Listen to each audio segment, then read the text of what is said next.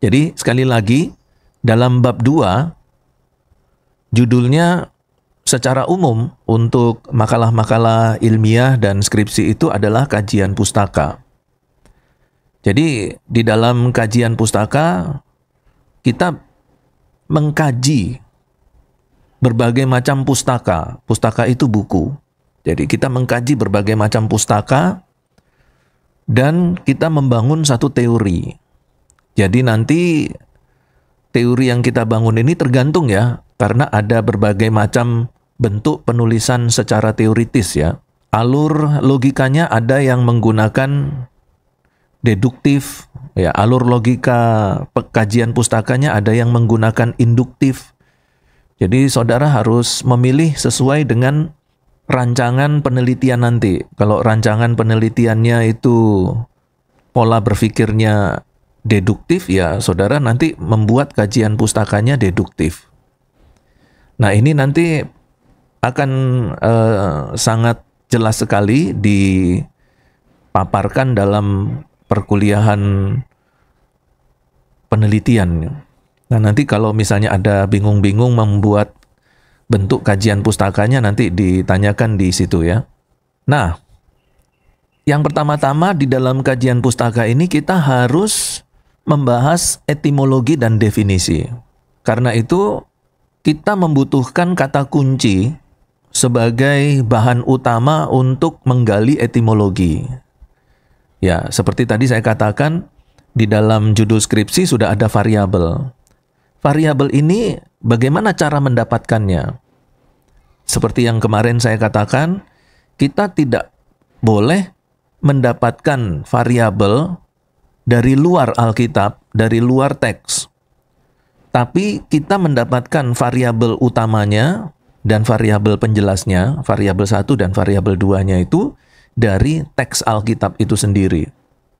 Nah, bagaimana caranya kita mendapatkan variabel atau kata kuncinya dari teks? Nah, kita harus melihat struktur gramatikanya, ya, atau diagram tata bahasa. Dari diagram tata bahasa itu, kita menemukan variabelnya, variabel utama dan variabel penjelasnya. Jadi nggak bisa sembarangan ya. Waduh, saya kok seneng kata ini. Saya ingin membahas kata ini di ayat ini.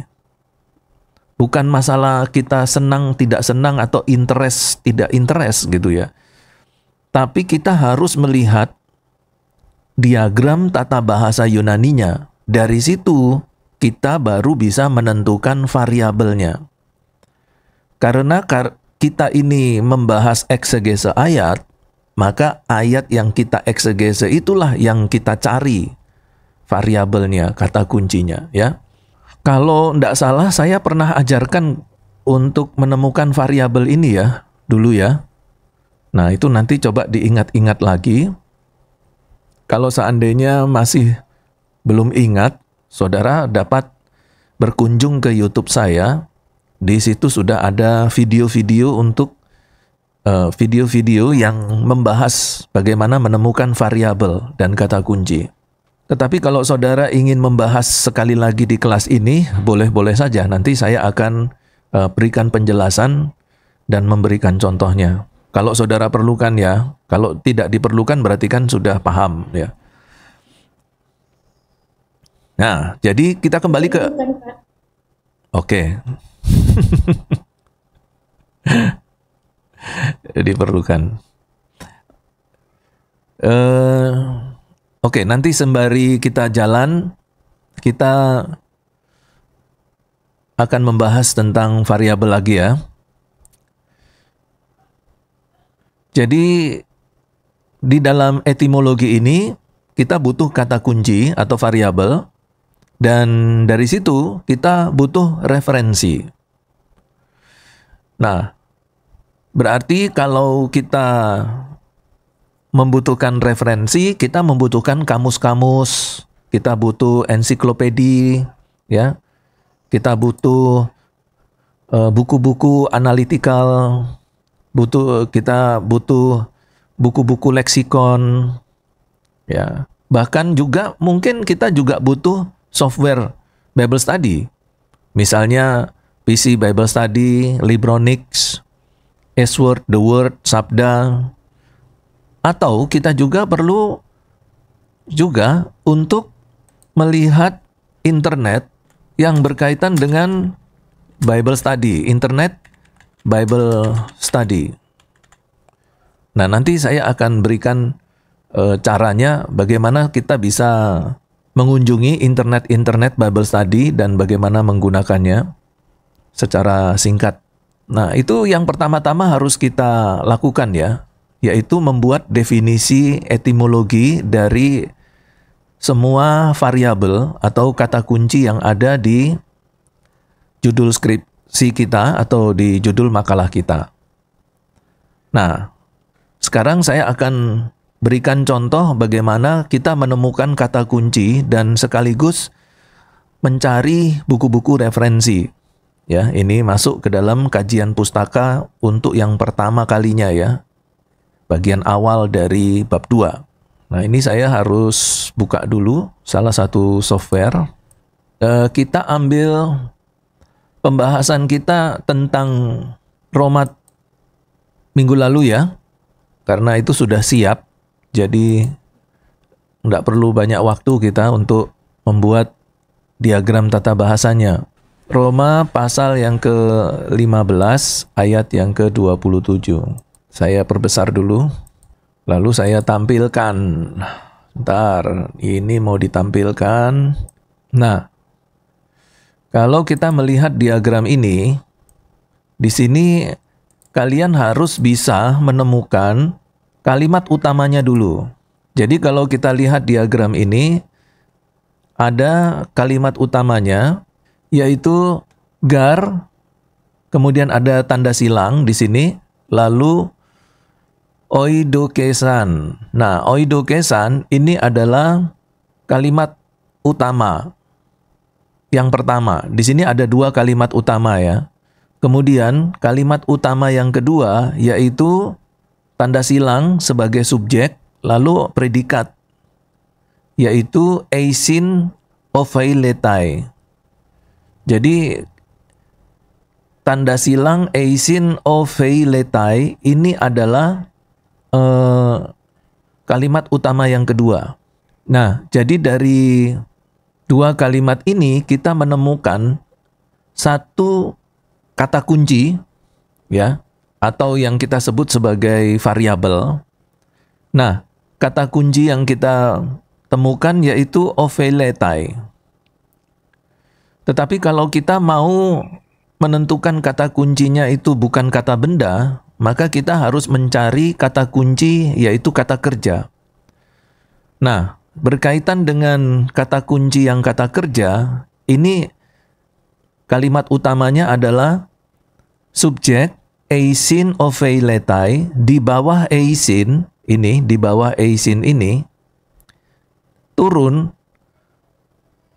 Berarti di sini adalah penjelasan untuk eisin, ya. Untuk penjelasan untuk predikat. Predikatnya adalah opheilusin. Jadi opheilusin ini adalah kata kerja present indikatif aktif. Karena dia sudah kata kerja, maka dia ideal untuk dijadikan variabel utama. Jadi, variabel utama adalah sebuah kata yang kita dapatkan dari kalimat utama. Jadi kata kunci atau variabel di dalam judul itu kita harus ambil dari kalimat utama di dalam sebuah teks atau ayat. Dan kalau kita melihat di dalam diagram tata bahasa ini, yang paling ideal untuk menjadi variabel utamanya atau kata kunci utamanya adalah opheilusin. Dia ini adalah bagian utama dari kalimat utama yang menjelaskan subjek eisin, predikat eisin ini ya. Lalu ada garis di bawah, lalu di sini ada kata kerja opheilusin, present indikatif aktif. Nah, setelah kita menemukan variabel ini atau kata kunci ini, baru kita masuk dalam studi pustaka, di mana nanti kita mencari berbagai macam informasi dari buku-buku referensi berkaitan dengan kata Opheilusin ini. Nah, di sini saya menggunakan satu software untuk mencari kajian pustakanya dari Opheilusin ini. Nah, kemudian kita masuk ke eksegesenya. Eksegese dari Roma 15 tadi, ayat 27. Lalu kita mencari kata Opheilusin.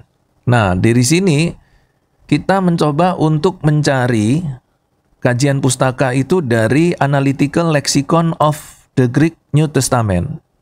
Kalau kita perhatikan dari analytical, ya, analytical itu seperti ini kamusnya. Nah, di sini kita menemukan penjelasan dari kata opheilo.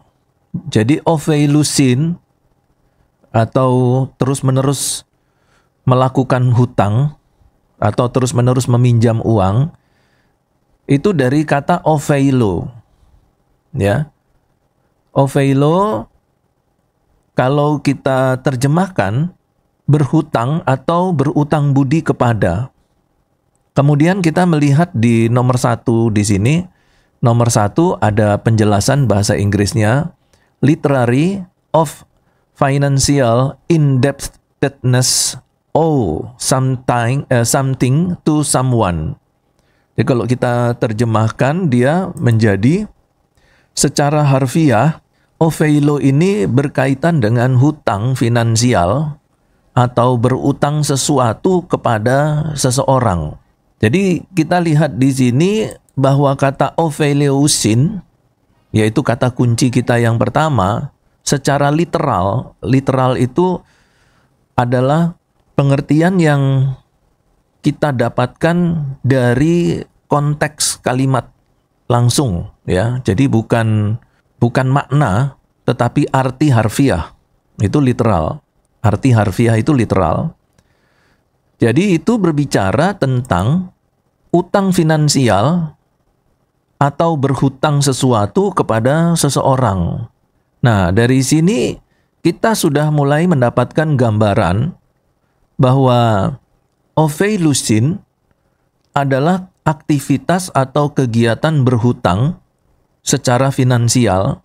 Dan kalau kita bicara finansial berarti kaitannya dengan uang atau sesuatu kepada seseorang. Dan karena kita menemukannya di dalam bentuk kata kerja, dan kata kerjanya itu adalah kata kerja present indikatif aktif, Opheilusin, itu berarti bahwa kegiatan meminjam secara finansial kepada orang lain itu terjadi secara kontinu atau terus-menerus. Nah, ini kita catat. Oh, ini kita catat ya. Semua tadi yang saya sampaikan itu harus dicatat dan nanti dia akan menjadi materi utama di dalam membuat definisi atau pembahasan etimologi kata Opheilusin tadi. Lalu kemudian kalau kita mau kembangkan untuk pengertian yang kedua, yaitu secara kiasan, itu berkaitan dengan rasa berhutang budi kepada seseorang untuk sesuatu seharusnya atau kewajiban. Jadi kalau kita mengambil makna kiasannya bukan makna literal, itu bicara soal perasaan berhutang. Dan ini berkaitan dengan hutang budi biasanya. Karena kalau hutang budi itu bukan berkaitan dengan materi, tetapi berkaitan dengan emosi atau perasaan kita. Jadi kita berhutang budi kepada seseorang untuk sesuatu yang seharusnya itu menjadi kewajiban kita untuk melakukannya. Nah, jadi penjelasan kiasan ini, arti kiasan dari Opheilusin, itu kita juga bisa masukkan secara pembahasan secara etimologi. Ya, kita buat kalimatnya. Oh, Opheilusin dari kata opheilo, yang secara kiasan itu berarti seseorang secara emosional berhutang budi kepada seorang atau sesuatu yang seharusnya menjadi kewajibannya untuk membayar. Begitu. Jadi itu cara untuk menulis secara etimologinya. Nah, kemudian kita juga nggak boleh puas sampai di situ. Kita juga harus mencari beberapa sumber yang lain lagi supaya penjelasan kita tentang oveilo ini dan juga pembahasan etimologinya itu semakin mendalam gitu ya. Kita ambil dari kamus yang kedua, yaitu dari kamus The Complete Word Study Dictionary New Testament.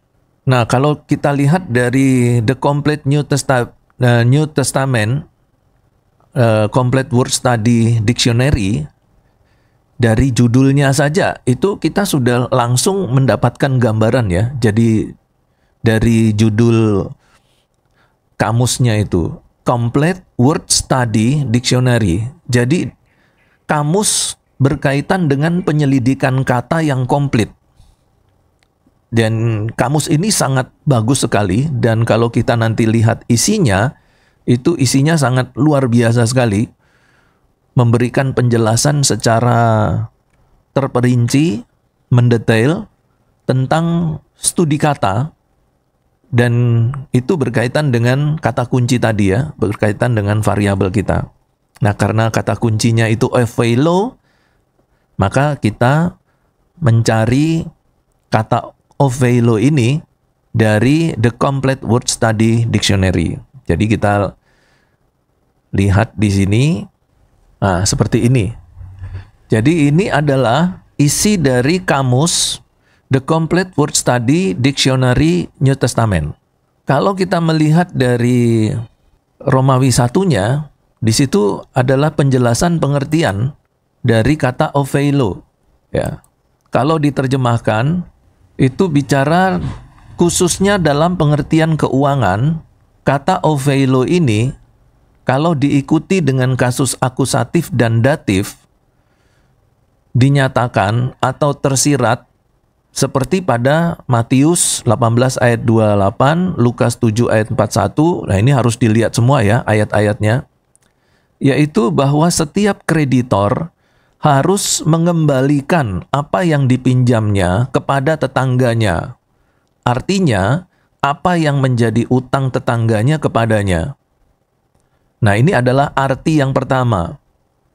Jadi setiap penghutang, peminjam uang, harus mengembalikan apa yang dipinjamnya kepada tetangganya.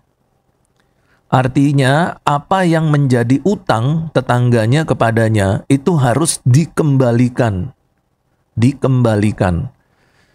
Makanya di dalam Lembaga Alkitab Indonesia, di situ dia menggunakan kata wajib, berkewajiban. Ya, kita yang sudah mendapatkan harta rohani dari orang Yahudi, maka kita memiliki kewajiban untuk mengembalikan hutang kita dengan bentuk memberikan harta jasmani kepada orang Yahudi. Nah, jadi di sini jelas sekali kalau kita sebagai penghutang harus membayar hutang. Jadi tekanan dari The Complete Word Study, ya, The Complete Word Study New Testament tadi, kamus tadi, itu harus mengembalikan. Jadi bukan sukarela. Makanya Paulus ketika dia berbicara kepada Akhaya dan Makedonia, Paulus bilang, saya ingatkan kalian ya, kalian sudah kumpulkan uang bagus. Kalian punya kerinduan hati untuk menolong orang-orang Yahudi di Yerusalem, orang-orang kudus di Yerusalem, bagus. Tapi saya ingatkan ya, ini kalau pakai bahasa Indonesia sehari-hari ya, Paulus ingin mengatakan, apa yang kamu lakukan itu bukan sukarela ya. Bukan sukarela. Bukan kalau kamu punya uang, baru kamu kasih. Bukan. Tetapi ini adalah kewajiban, kamu harus mengembalikan apa yang kamu pinjam dari tetanggamu. Jadi kita, Makedonia dan Akhaya, telah berhutang keselamatan dan hidup yang kekal oleh karena orang Yahudi. Dan sekarang orang Yahudi butuh bantuan kita, butuh pertolongan kita, maka kita wajib untuk mengembalikan. Dan kewajiban ini, aktivitas mengembalikan pinjaman ini itu bukan cuma sekali, tapi berkali-kali, berulang kali.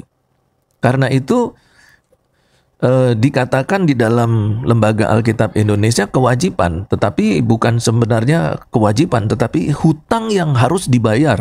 Itu lebih dalam lagi ya. Hutang yang harus dibayar, hutang yang harus dikembalikan secara finansial. Dan itu bukan satu kali. Kenapa? Karena kita hutangnya itu present, indikatif, aktif. Artinya kita hutang itu terus-menerus sampai kita mati. Dan kalau kita hutang ya kita harus bayar. Kalau kita hutang terus-menerus ya kita harus bayar terus-menerus. Nah, penjelasan yang seperti ini buatlah dalam bentuk kalimat dan masukkan itu ke dalam bab 2 dalam pembahasan etimologinya. Begitu. Nah, itu baru 2 kamus ya. Dan kamus yang kedua itu baru 1 Romawi ya, penjelasan 1 Romawi. Kalau kita mau lihat dalam penjelasan 2 Romawinya, dijelaskan secara metaforis terkait atau diwajibkan untuk melaksanakan satu tugas. Artinya saya harus, mesti diikuti oleh kata kerja tak langsung. Jadi mengenai apa yang dituntut oleh hukum atau tugas secara hukum. Jadi seperti yang kemarin saya sebutkan di dalam tafsir Perjanjian Baru, bahwa kalau kewajiban itu seolah-olah tidak ada tuntutan hukum kalau kita menggunakan kata kewajiban. Tetapi kalau kita menggunakan hutang yang harus dibayar, maka ini berkaitan dengan tuntutan hukum atau tugas secara hukum di mana kita mau tidak mau harus, mesti. Di sini dikatakan di dalam Complete Word Study-nya, Complete Word Study Dictionary-nya, itu dikatakan harus, mesti, tidak boleh tidak, harus membayar. Nah, coba kamu bayangkan kalau kita mendapatkan satu perintah, mau tidak mau, harus, mesti melakukannya, itu sudah tidak ada tawar-menawar lagi. Itu yang pertama. Yang kedua, kalau perintah itu dikeluarkan oleh seseorang, mungkin kita bisa membantah atau kita bisa menolak. Tapi kalau perintah itu ada di dalam firman Tuhan, ada di dalam kitab suci, maka kalau kita membantah, kita sudah dianggap orang yang sedang berbuat dosa. Jadi, kalau saya ambil kesimpulan logika-silogismenya, kalau kita tidak melakukan apa yang ada di dalam Roma 15 ayat 27, berarti kita sudah dianggap sebagai orang berdosa. Kalau kita tidak membayar dengan pengertian harus, mesti, mau tidak mau, dan kita tidak lakukan itu, berarti kita melanggar perintah Tuhan. Dan kalau melanggar perintah Tuhan berarti kita berdosa. Itu berarti bahwa kalau kita tidak melakukan perintah yang ada di dalam Roma 15 ayat 27, berarti kita sudah berdosa. Nah, itu kita masukkan di dalam pembahasan kita dalam bentuk kalimat untuk pembahasan etimologinya. Ya, sampai di sini ada pertanyaan?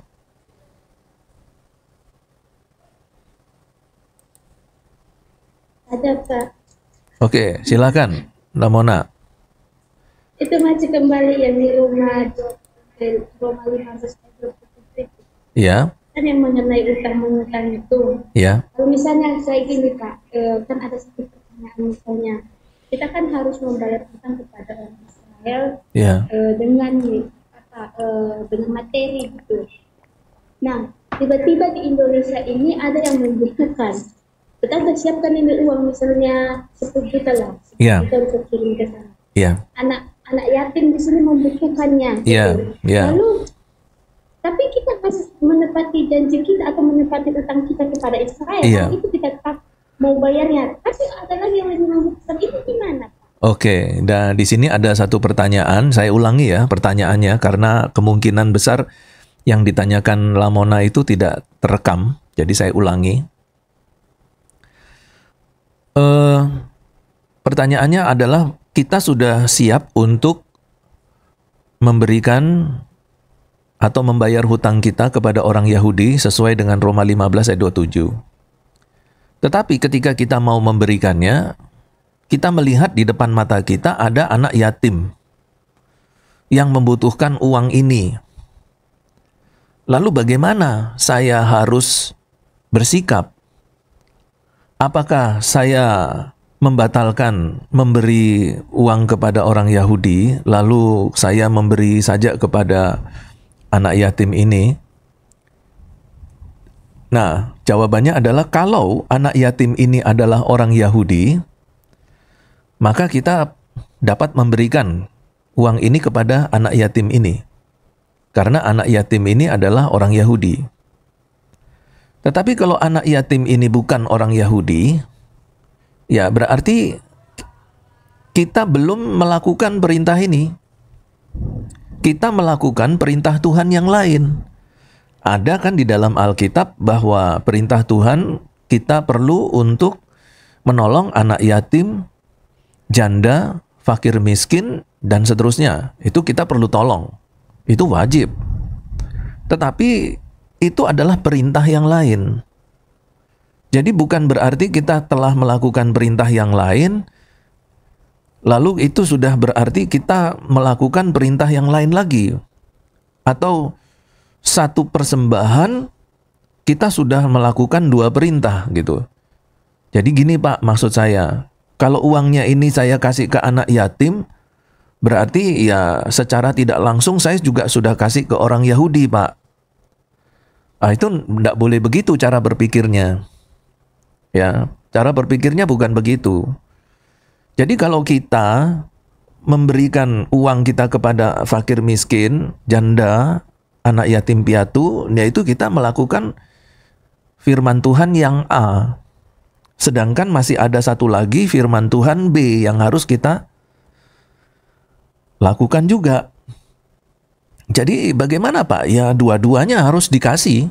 Ya anak yatim ya kita kasih duit, ya orang Yahudi ya juga kita harus kasih duit. Kita harus tolong orang Yahudi. Begitu. Nah, wah itu kan namanya membuat uang saya habis Pak. Loh, kamu jangan sampai berpikir bahwa uang kamu habis oleh karena kamu memberi.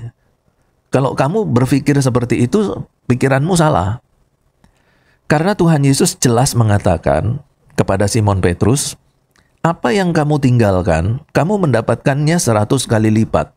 Itu di perjanjian baru. Di perjanjian lama, mengatakan apa? Apa yang kamu tabur, itu yang kamu tuai. Kalau kamu menabur sedikit, kamu akan menuai sedikit. Kalau kamu menabur banyak, kamu akan menuai banyak. Lalu ada ayat lagi di dalam perjanjian lama mengatakan bahwa kalau kamu memberi, itu tidak akan pernah membuat kamu menjadi miskin. Yaitu kalau tidak salah ada di Amsal. Jadi kalau kita memberi, waduh ini kalau saya ngikutin firman Tuhan habis dong Pak uang saya. Memberi di sini, memberi di situ, melakukan firman Tuhan ini, keluar uang. Melakukan firman Tuhan itu, keluar uang. Waduh Pak, ini miskin saya Pak. Loh, jangan berpikir begitu. Justru kita semakin diberkati Tuhan. Gitu ya. Nah, kalau misalnya saudara mau alokasikan dana, Pak, ini kalau saya alokasikan Pak 10 juta, saya alokasikan 5 juta untuk fakir miskin, 5 juta untuk orang Yahudi. Itu bagaimana Pak? Oh, itu harus tanya Tuhan dulu. Ya. Kalau Tuhan perintahkan berbeda, ya jangan sampai kita bagi dua. Kalau Tuhan perintahkan untuk fakir miskin 10 juta, ya 10 juta yang harus kita kasih, jangan kita bagi dua. Itu enggak boleh. Ya. Nah, itu ada pengajarannya sendiri ya, berkaitan dengan persembahan ya. Bagaimana sikap kita sebagai anak Tuhan dalam mengatur persembahan. Itu ada lagi ya pembahasannya. Ya, jadi kira-kira begitu. Nah, sekarang ini sampai jam 2.40 ya. Oke. Kalau tidak ada pertanyaan, kita istirahat dulu. Nanti jam 2 persis atau jam 2 lewat sedikit nanti kita masuk lagi.